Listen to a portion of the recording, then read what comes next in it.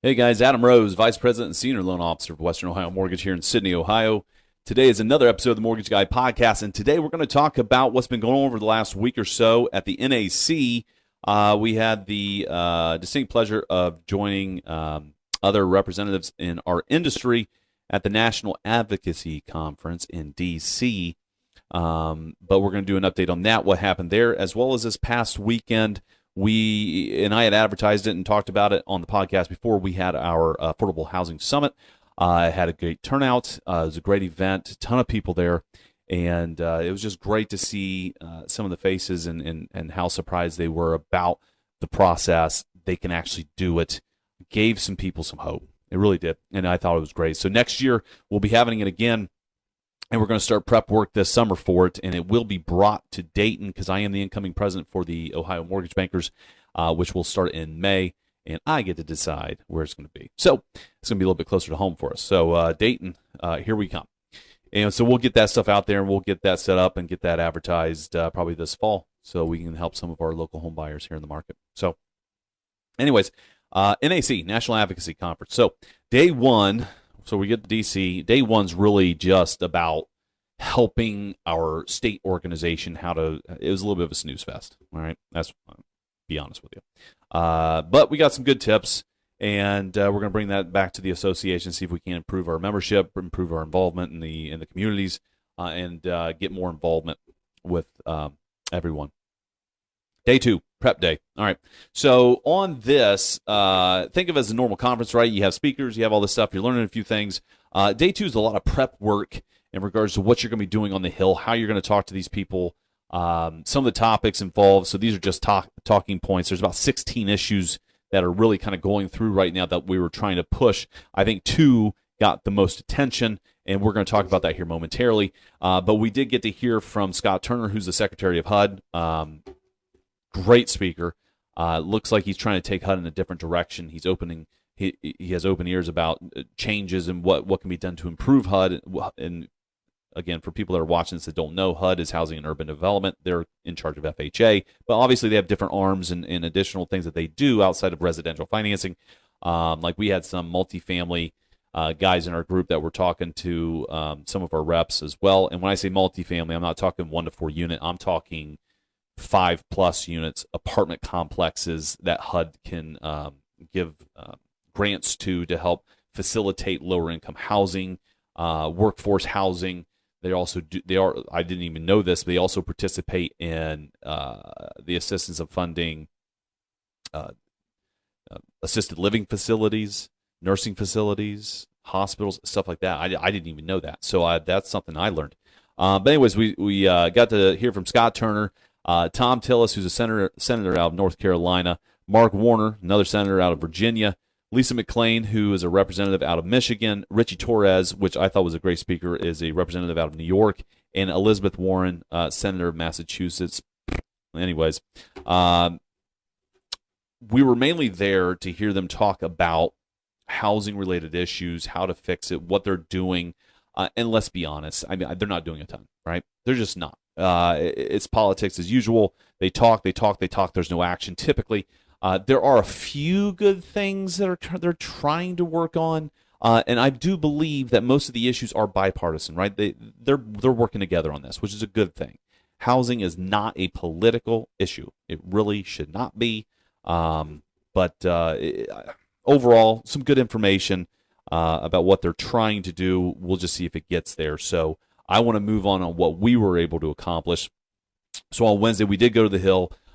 We were in Congress, and then we were also in the Senate buildings as well as the House of Representative buildings, and got to meet with congressmen. We got to meet with some senators. We got to meet with some staff as well because they couldn't be there the whole time. But we got to meet with Bernie Moreno, so mainly state, right? So my group, Ohio, so we were focused on state representatives and senators.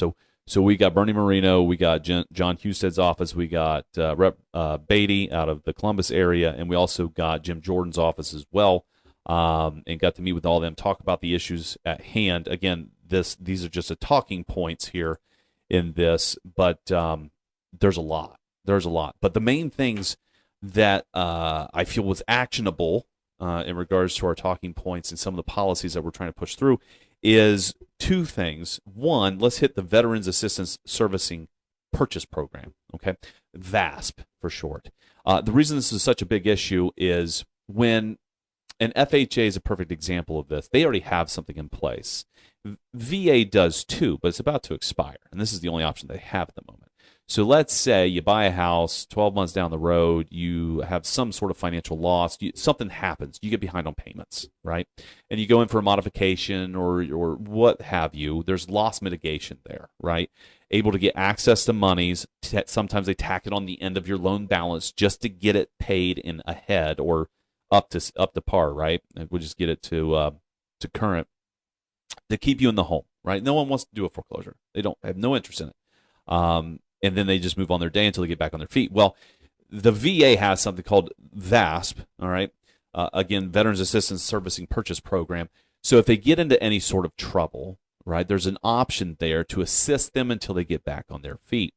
How that program works, I think it varies slightly in regards to pulling monies and tacking on to the end of the loan balance. So if they ever sell, that stuff gets paid back. But the whole purpose of this is to try to push new policy so veterans, if they get into trouble, they can access some of their entitlement, and it'll show as a claim on their entitlement until that claim is paid off or the home is sold, all right, and satisfied. But pull some of the entitlement to pay the mortgage payment until they are back in good standing, get it caught up, avoid the foreclosure. It's twofold. Not only does this helping the veteran, of course, stay in their home, but it's also less expensive for the VA to do it this way. The cost of this program is significantly less than what it would cost for VA to actually foreclose on the property. It's win-win for everybody, okay? That program is going to expire on May 1st. And when we brought it to senators' attention, we brought it to some of the representatives' attention, they didn't even know that, right? They were totally out of the loop on this, which, again, a lot of stuff going on, right? They can't know everything. So we were really pushing, hey, is there a renewal option? Is there some piece of legislation that can get introduced to extend it? Something's got to give here to help these veterans. So that is one big thing that we were pushing. And the other one was the Home Buyers Privacy Protection Act. So, and you've heard me talk about trigger leads before. This is the trigger lead legislation, okay? If you're not familiar with what a trigger lead is. So if you come to me, we sit down and we're talking about you applying for a loan and you want to pull that trigger and we do a credit check. A trigger lead is, and a lot of my clients, if you're watching this, you know, and I usually warn people about the phone calls. I pull your credit. The bureaus will take that information and sell it to any lender in the country that buys mortgage leads from them. And within 5 minutes, your phone is blowing up. Okay. And they're all a little bit different because the thing is that they sell them in credit score buckets. So I'm sure the higher the credit score, the more expensive the lead is, right? I can't confirm that because I don't do it, but so the amount of calls that people get will vary. I've had someone that's gotten a few calls, a few text messages and emails. I've gotten some that 60 calls in 2 days, right? That's absurd. And it's going to eliminate that. That's the whole purpose of it, right? To stop the trigger leads and stop the harassment and the misinformation that some of those lenders give. I've had clients call me and say, hey, does John work for you? I got a call from this guy. I said he works for you. No, absolutely not, right? So sometimes it's a little bit misleading, and they'll say, yeah, we're partners with Western Ohio Mortgage. This is what we're doing. This is what we got to do next. And so they're just trying to pull that borrower away from the original lender, okay? So that's what a trigger lead is. It's annoying as hell. The argument that the bureaus have is it allows buyers to shop more, which is absurd. Typically speaking, buyers have already done the research on which lender they want to go through, or they may still shop around, but you always have that right to shop, right? You don't need people soliciting you for you to have the ability to shop. It's the most ridiculous argument ever. So we were pushing that and trying to get that abolished, and the Senate passed last year, then it got caught up in some other defense bill, I think it was, and then it didn't go through. This year, it's standing alone, I believe. It just got reintroduced the day after because we were really, really pushing this hard to make sure we get more co-sponsors on the bill, get more support for it. And it did get introduced yesterday, which I don't even know what day that was. It was on a Thursday. But did get introduced, and it sounds like it has huge support on both sides of the aisle. So I think that's going to pass. So if you're a lender out there, you're a borrower out there, good news for you. We can stop the madness. Stop the madness. So that'll help a lot. So and then next week, I will be speaking at the Dayton Mortgage Bankers Association membership drive. So if you're watching this, I will be there. We'll be talking about the benefits of membership for the MBA, the Dayton MBA, the OMBA, you name it, how your involvement in those associations can really, really help push the envelope, specifically legislation, advocacy.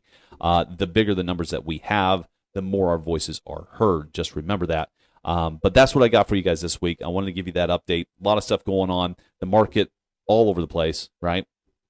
And actually, on Wednesday when we were there, as the market was tanking after some of the tariff talk, right, and it was a little concerning, it was while we were in meetings, I believe in Jim Jordan's office, the announcement that they were going to delay 90 days for almost everybody, and the market shot up like 2,400 points. It was pretty crazy in the rep building. Everybody was kind of running about. It was pretty crazy. It was fun to see, but very interesting. The vibe that you get and the energy in those buildings. But yeah. So I'll be giving you guys an update next week as well to see how this market reacts. See if the 10-year Treasury kind of settles down a little bit, and hopefully we get some people into more of a refinance position as rates slowly decline. But we lost a little bit this week with the 10-year Treasury. That's all I got, guys. Remember, subscribe on YouTube. Check us out on Apple Podcasts, Spotify. Check us out on TikTok. Remember to subscribe, and we will catch you all next week with another update.